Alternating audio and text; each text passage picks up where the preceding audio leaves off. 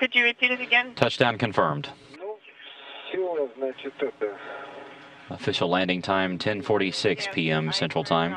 The relay for 11:46 p.m. Eastern Time. It is 10:46 a.m. on the ground there in Kazakhstan. You see the board there at the front of the Russian Mission Control welcoming the crew home, giving them congratulations as this Soyuz TMA-19 under the call sign of Olympus, carrying Doug Wheelock, Shannon Walker, and Fyodor Yurchikhin, come back home to Earth after more than 5 months serving as members of Expedition 24 and 25. Once again, Yurchikhin now has 371 days in space. Wheelock has 178 days, and Shannon Walker 163 days. Now we're getting our replay that we were talking about from the Russian Mi-8 helicopters.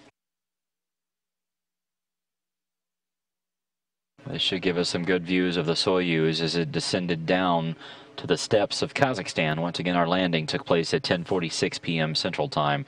And there you see it, the Soyuz TMA-19 flying under the call sign of Olympus underneath its main parachute. That parachute is extremely wide. It is 1,000 square meters. And you can see the Soyuz sort of canted over a little bit.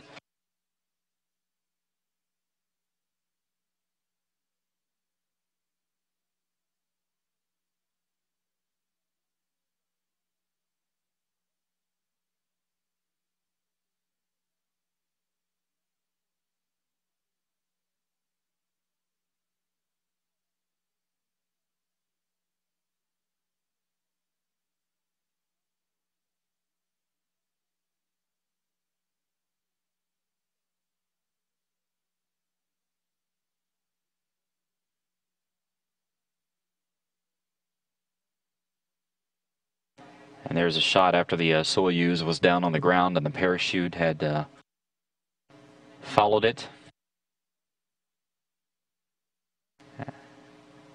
As we had reported earlier, it took about 2 to 3 minutes for the helicopters to get on the ground, and there we see some replay of the crew as they begin to be extracted from that Soyuz.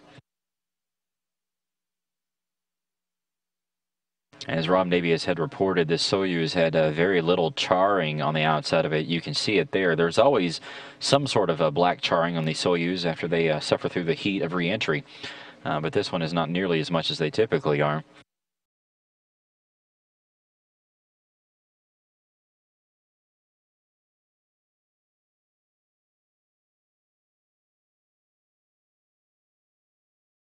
We now have a second crew member out, and we're waiting for that crew member to be brought right past us.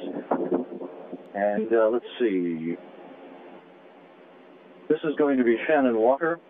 Shannon Walker going right past us to her chair. So Doug Wheelock remains inside of the right seat. He'll be extracted just a short time from now, but Shannon Walker now out of the spacecraft in her reclining chair and being tended to by the recovery forces and her flight surgeon, Shannon Moynihan, who's nearby. Shannon appears to be in good shape as well. No issues. And Rob, they really are getting these crew members out fairly fast. Like we talked about, these operations already very quickly, but they're working on overtime this time. It's fairly impressive. It takes just a little bit more time than if a spacecraft, a Soyuz spacecraft, lands upright, of course, because the crew members, depending on the amount of roll that the spacecraft had once it went over onto its side, are not in the optimum orientation relative to their restraining straps, so they have to carefully remove those straps and get the crew members out after a bit of acclimation to Earth's gravity, but it's all part of the process, and Shannon Walker looks to me to be in good shape as we await the extraction of Doug Wheelock to complete that process. Yeah, you mentioned whenever they pull the crew members out, whenever the Soyuz is upright. That's what happened with Tracy Caldwell Dyson here just a few weeks ago. Whenever she came back, the Soyuz landed on its bottom and stood upright. And it's interesting to see how the Russians do it, because they affix almost what looks like a slide to the side of the spacecraft, and they literally slide the crew members down to get them out. No such slide today. It's just the team of search and recovery forces and the Energia technical personnel who were right on the scene, literally within minutes, less than 5 minutes after touchdown, to begin the process of opening the hatch.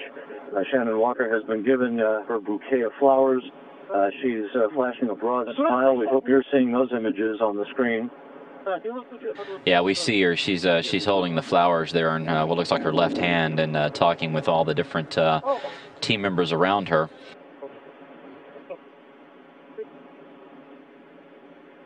Well, they're making sure that the crew members are bundled up because it is a bit chilly out here. They will not be in their chairs for very long. Shannon Walker flashing me a smile and a wink of the eye. She looks to be in great shape, and we should be just a few seconds away from Doug Wheelock joining his crewmates in these reclining chairs, Josh.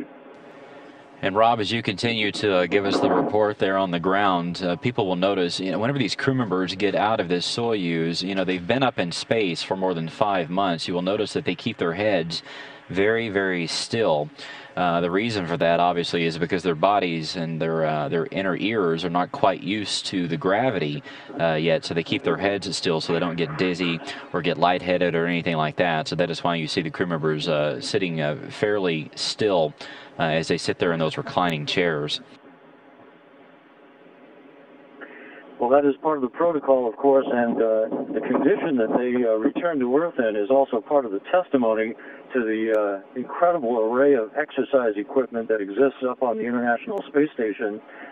Daily exercise, no exceptions, about 2 hours of exercise a day to make sure that their muscles are toned, that their cardiovascular systems remain in good shape during the absence of gravity for the 5.5 to 6 months for each of their flights. So, in fact, they're in pretty good shape when they come down, despite the requirement, obviously, to acclimate to a gravity environment after almost a half year of weightlessness. Doug Wheelock is now out of the Soyuz, and the team is about to carry him over to this reclining chair. We'll get a glimpse of him just moments from now. Here he comes, right in front of me. He'll be moving right past me into his reclining chair. He's waving, flashing a big smile as they put him into his chair. And we'll get a moment with him just a second or two from now. But today's reentry went by the book, Josh. It was textbook. It'll be interesting to talk to Doug to get him to compare the shuttle reentry to the Soyuz reentry. We've been talking about the fact that he flew on STS-120 back, I guess, 3 years ago, almost to the day, really. It was in October of 2007, I believe. And to compare the two reentries, I'm sure that they are radically different from each other. Yes, in fact, and of course, quite an eventful increment for Doug Wheelock as he performed those 3 spacewalks with Tracy Caldwell Dyson to replace the failed pump module on the International Space Station in one of the true seminal moments of that increment that restored full power to the International Space Station. Wheelock getting his blood pressure taken, which is customary by the team of Russian nurses and the medical team that's on hand here. But the NASA flight surgeon, Shannon Moynihan, is by Shannon Walker, and Dr. Bob Haddon, the flight surgeon, is with Doug Wheelock, but he looks to be in great shape. Yeah, we see Wheelock smiling at the camera now. He looks phenomenal.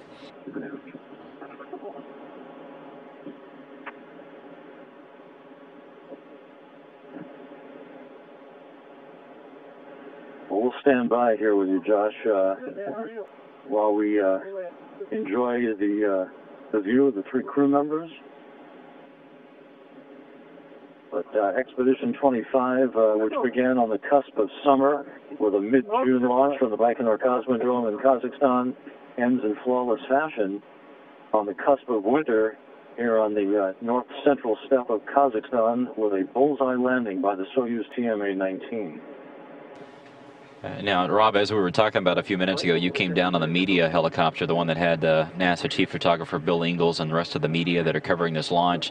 What a lot of people don't realize is that that is one of the first helicopters that actually heads back toward Kustanai, so that all the media and all the photographers can sort of pre-stage themselves. Typically, the timeline would mean that that helicopter would leave within literally 15 to 20 minutes after the crew has been extracted. Do you think that that will still be the case today? Well, I'll get to that in a minute, Josh, but courtesy of Roscosmos, we're going to ask Doug a question or two here. Doug, welcome back. How do you feel? How was the descent?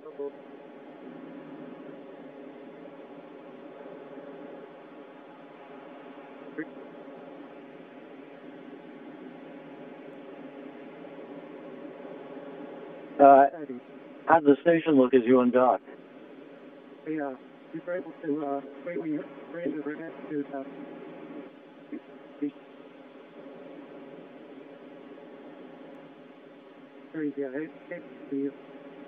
It's beautiful. We'll have a chance to talk later. Thank you, Doug, and welcome back. Thank you. And I hope you were able to catch that, Josh. A few words from Doug Wheelock. We'll have a chance to talk to him later back in Kustanai. But the three crew members in outstanding shape as they get a few minutes to enjoy the smell of Earth for the first time in 5.5 months before they are brought into the medical tent to get out of their Sokol launch and entry suits into more comfortable flight suits and to be prepared for their helicopter ride in their respective helicopters back to Kustanai. Josh? Yeah, Rob, we're continuing to take a look at the crew. We actually were not able to capture what Expedition 25 Commander Doug Wheelock had told you, so can you kind of summarize for us what he had said whenever you talked to him just a few seconds ago? Basically, I asked him, first of all, how he felt. He said he was in great shape. And then we asked him how the ride down was, and he he smiled and said it was everything and more that he had expected. I asked him what his view of the space station was as they undocked earlier today, and he said he had a beautiful view outside his window of the station, and it was a spectacular view to see his home in space for the past half year and what it looked like in full view. It was almost like a 3D movie. Well, Rob, that has been a phenomenal report there from the field as you stand there and watch the crew as they sit there in those recliners and all bundled up with the cold weather there on the site. We can see that they're beginning to carry the crew over to the medical tent. How far of a walk is that for them? I'm estimating it's about, that medical tent's about 80 yards away. It will be, Fyodor Yurchikhin is already being carried in his chair, and Shannon Walker is now being lifted. She'll be brought in right behind Yurchikhin, and then Wheelock to follow. They're not going to let the crew members take too much time out there. Wheelock is holding up a sign saying, "Hi, Mom," as he continues to enjoy his first moments back on Earth.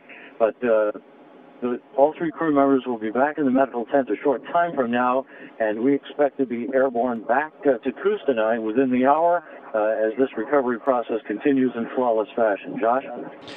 Rob, once again, thank you so much for all of that. It's been invaluable to hear your account there from at the landing site. On behalf of everybody here, we wish you a happy Thanksgiving, and you guys have a safe trip back to Kustanai and then ultimately back to Houston, okay? Thank you very much, Josh. A pleasure to join you today, and thanks to our listeners and viewers on the NASA television network. All right, safe travels. We'll talk to you soon.